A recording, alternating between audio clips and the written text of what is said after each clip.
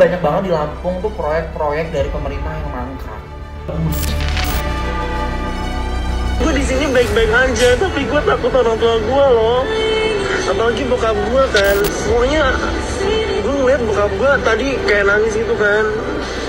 Bokap gue diancem loh.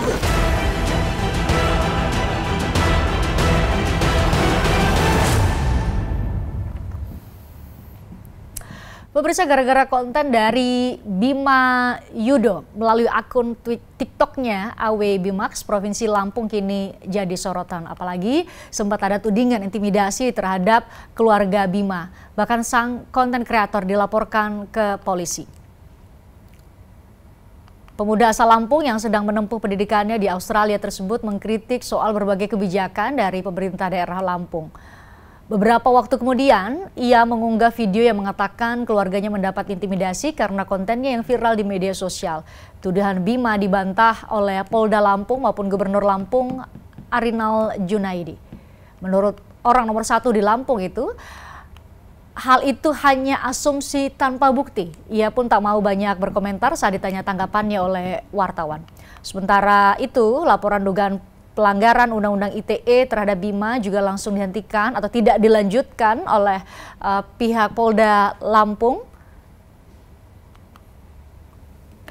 Kan hanya asumsi. Ya. Tapi itu ceritanya Harinal hakko wardunati wa anil batila wardunati nabati dapat. Jadi cara menyampaikan, saya nggak mau komentar ya. Jadi cukup aja ya. Saya limit. Dari hasil gelar perkara yang telah kami lakukan tersebut, kami simpulkan bahwasannya perkara ini adalah bukan tindak pidana, ya, sehingga atas dasar tersebut perkara ini kami hentikan penyelidikannya. Sudah terhubung secara virtual bersama kita semua ada perwakilan keluarga Bima, ya, perwakilan keluarga Bima, ada Bambang Kuncoro dan pelapor kasus yang diduga pelanggaran Undang-Undang ITE diduga, ya, tapi tadi sudah kami sampaikan tidak dilanjutkan prosesnya oleh Polda Lampung. Ada Mas Ginda Ansori. Mas Bambang tadi, mohon maaf, Bambang Sukoco, betul ya? Correct. Oke, terima kasih Mas Bambang. Saya ke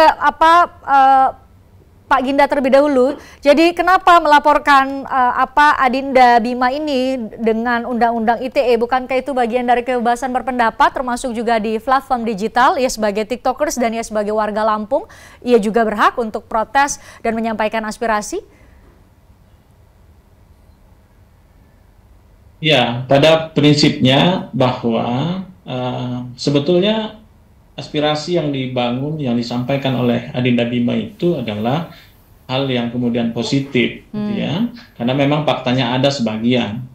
Tapi yang di sini yang saya laporkan adalah pilihan diksi atau kalimatnya yang kemudian menyatakan yang bersangkutan berasal dari provinsi yang satu ini Dajjal. Itu saja sih sebetulnya yang kemudian saya sampaikan ke kepolisian gitu loh, untuk ditindaklanjuti agar kemudian biar hukum ini yang menimbang apakah ini masuk kategori merendahkan martabat satu suku atau tidak gitu. Itu. Oke. Polda Lampung memutuskan untuk tidak melanjutkan proses hukum terkait dengan laporan Anda. Lantas tanggapan Anda bagaimana, Mas Ginda? Saya sebagai warga negara menghormati hak hukum dan apa yang menjadi keputusan kepolisian daerah Lampung, dan pada prinsipnya juga saya pada hari ini setelah saya mencermati situasi daerah dan nasional dan banyak pihak-pihak diduga yang kemudian memiliki kepentingan dengan persoalan ini, maka juga hari yang sama dan hari ini saya juga melakukan untuk menyampaikan surat kepada pihak kepolisian untuk tidak melanjutkan laporan dan yang saya sudah sampaikan di Polda itu. Oke, pihak-pihak yang berkepentingan maksud Anda siapa? Kalau tidak mau menyebut siapa, oke, nggak apa-apa. Tapi kepentingan apa menurut Anda? Ya mungkin ada kepentingan nanti di 2024 dan lain sebagainya lah yang berkaitan dengan kepentingan pemilu lah mungkin ya. Jadi kita lebih baik kemudian calling down biar masyarakat ini tidak gaduh dan tidak terpecah belah. Bukan karena bahwa Anda mungkin melihat bagaimana komentar dari netizen, melihat bagaimana para tokoh maupun tokoh lokal maupun tokoh nasional kemudian berpendapat bahwa ya apa yang salah dari apa yang disampaikan oleh Bima itu adalah bentuk kritik, mediumnya adalah medium yang mungkin cocok dengan Gen Z saat ini, ya tidak ada yang masalah. Apakah itu juga mempengaruhi Anda? Prinsipnya saya dari awal sudah memberikan hal ini kepada hukum untuk ditimbang. Saya juga tidak akan terpengaruh dengan pendapat netizen atau siapapun tokoh-tokoh. Yang jelas adalah hukum saya minta sebagai warga negara, saya minta untuk kemudian memberikan pertimbangannya atas perbuatan yang diduga. Menurut saya itu ada hal yang kemudian tidak lazim untuk kemudian bagi generasi saya ke atasnya. Tapi ini menjadi penting, ternyata harus ada hal yang disesuaikan dengan Gen Z ini, gitu loh. Regulasi yang ada di dalam di ITE itu harus disesuaikan, karena memang ada hal-hal yang menurut kita tabu dan menurut generasi Z ini biasa saja dan lumrah gitu ya. Seperti apa yang dilakukan oleh Adinda Bima gitu. Ini tidak hanya kalau sekarang sih mungkin baru undang-undang ITE, tetapi 2025 akhir atau 2026 akhir nanti ada KUHP nasional ya. Itu akan jelas betul bagaimana ada pencemaran nama baik dan juga kritik terhadap penyelenggara negara. Saya ke Mas Bambang. Mas Bambang, ini ada informasi awal kalau itu Bima kami sempat tayangkan pada pemirsa, mungkin juga sudah nonton di TikToknya Bima.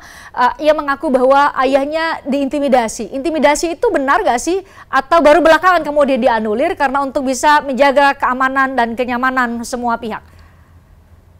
Oke, terima kasih Mbak Grace. Selamat malam pemirsa TV semua yang dari Indonesia.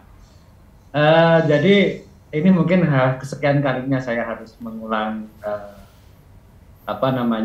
klarifikasi terkait masalah intimidasi dalam tanda kutip ini ya. Jadi memang sesuai yang saya sampaikan kemarin, ada sedikit miss sebenarnya antara kami sendiri dengan Bima ya, karena memang mungkin saya buat sedikit lagi kronologi kejadian yang di hari Jumat itu ya Mbak Grace ya, biar kita nanti runtun begitu ya. Jadi memang setelah pagi orang tua Bima, Bapak Juliman ini dipanggil oleh Bapak Wakil Bupati di rumah dinas beliau, dan disambungkanlah komunikasi lewat HP-nya Bapak Wakil Bupati dengan Bapak Gubernur. Ada beberapa statement dari Bapak Gubernur yang mungkin bagi kami ini yang kami anggap agak sedikit masalah seperti itu. Yang pertama adalah ketika baru komunikasi, Bapak Gubernur langsung bicara bahwa tolong kasih tahu Bima untuk berhenti membuat konten yang menyudutkan pemerintah Provinsi Lampung. Itu satu. Kemudian setelah disampaikan seperti itu, orang tua Bima menyatakan meminta maaf apabila ada yang tidak berkenan terkait dengan Bima. Dan muncullah statement yang kedua dari Bapak Gubernur yang disampaikan orang tua Bima ke saya, bahwa Bapak Gubernur menyatakan bahwa oke, maafnya saya terima, tapi tetap akan melanjutkan masalah ini kerana hukum. Kata-kata inilah sebenarnya yang membuat orang tua Bima itu shock sebenarnya ya, karena ini disampaikan oleh, mohon maaf, orang nomor 1 di Provinsi Lampung yang mana orang tua Bima juga adalah seorang pegawai negeri sipil yang hanya golongan 3, yang pasti ini yang membuat akhirnya orang tua Bima ini khawatir dan takut gitu loh. Nah kemudian setelah pulang dari rumah Bapak Wakil Bupati ini, sampai di rumah seperti yang saya sampaikan kemarin, ada Bapak Babin Kantipmas dari Polsek Ramadan Utara yang sudah berada di rumah beliau. Dan kemudian informasi yang kami dapatkan, Bapak Kantipmas ini menanyakan, mengklarifikasi terkait apakah benar Saudara Bima ini adalah anak dari Bapak Juliman seperti itu. Karena beliau khawatir nanti ketika pimpinan atau atasan menanyakan, beliau belum punya jawabannya seperti itu. Nah, setelah itu baru ada komunikasi antara orang tua Bima dengan Bima, dan disampaikanlah ke orang tua Bima ini ke Bima bahwa barusan dipanggil Pak Wakil Bupati dan ditelepon Pak Gubernur marah-marah seperti ini, sampai rumah ada polisi. Nah inilah yang ditangkap oleh Bima bahwa ada intimidasi gitu. Sebenarnya ini adalah ketakutan dari orang tua Bima terkait dengan ucapan yang disampaikan oleh Bapak Gubernur seperti itu, Mbak. Mungkin kronologis singkatnya seperti itu. Itu kemudian ditafsirkan oleh Bima adalah bentuk intimidasi. Tapi kan dari kacamata lain seperti Anda katakan tadi, bagaimanapun adalah ketika warga, apalagi statusnya ASN ditemui oleh orang nomor 1 di daerahnya, tentu ini ya secara psikologi kemudian punya dampak ya, begitu ya Mas Bambang.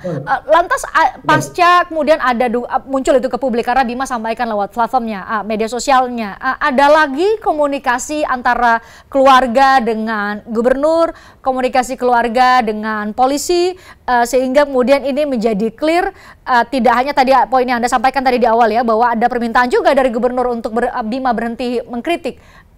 Itu kan juga sempat disampaikan kepada orang tua, betul ya?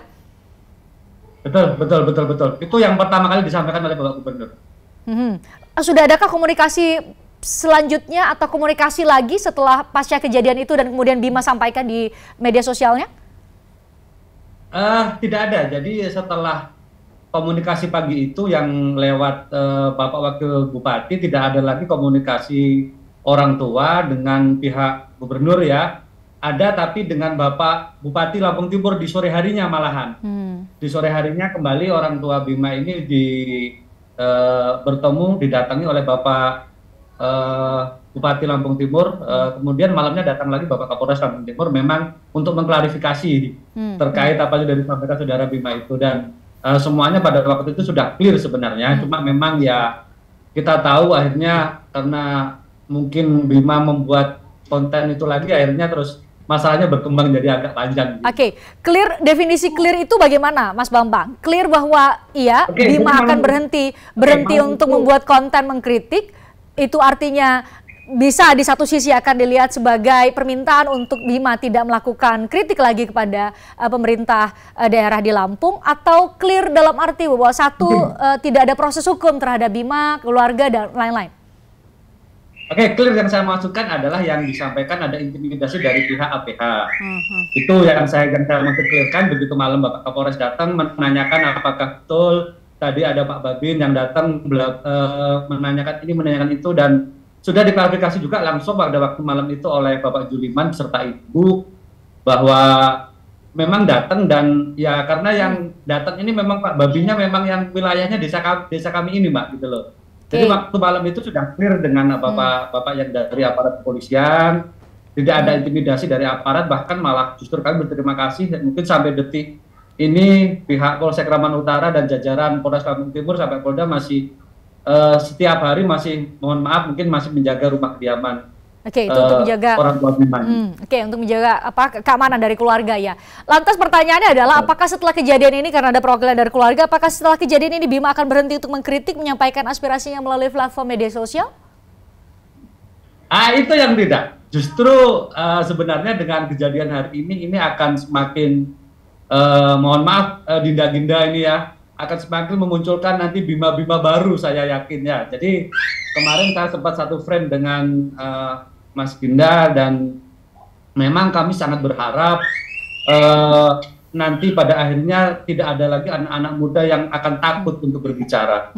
Ketika apa yang sudah sampaikan oleh saudara Bima ini, kami sangat berharap sebenarnya dari keluarga agar esensinya itu tidak berkembang kemana-mana, bahwa intinya Bima itu mengkritik untuk kemajuan pemerintah Provinsi Lampung. Dan saya yakin apa yang disampaikan oleh Bima semuanya itu real.